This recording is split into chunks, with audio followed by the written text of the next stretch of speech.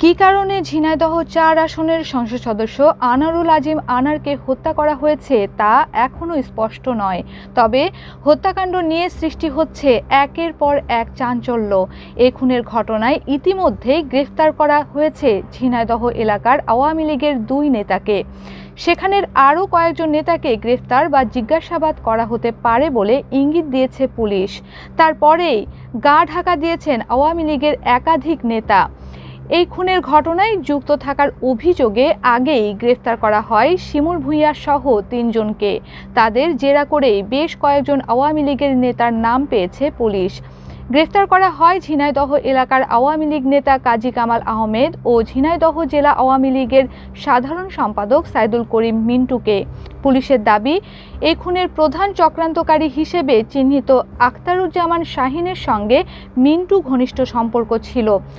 আনারকে হত্যার কথা মিন্টুকেও ফোনে জানিয়েছিলেন শাহিন। এই খুনের ঘটনায় বাংলাদেশের সিনেমার এক নায়িকা এবং কয়েকজন মডেলকে জিজ্ঞাসাবাদ করা হতে পারে। কী কারণে আনারকে হত্যা করা হয় তা খুঁজে বার করার চেষ্টা করছে পুলিশ।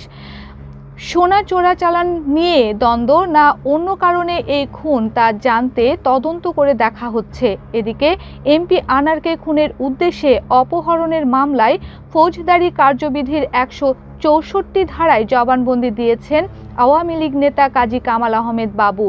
শুক্রবার ঢাকার মেট্রোপলিটন ম্যাজিস্ট্রেট মোহাম্মদ জসিমের আদালত তার জবানবন্দির রেকর্ড করেন। এরপর তাকে কারাগারে পাঠানোর আদেশ দেন আদালত। শেরেবাংলা নগর থানার এসআই জালাল উদ্দিন বিষয়টি নিশ্চিত করেন। Happy Rahman, Padma news.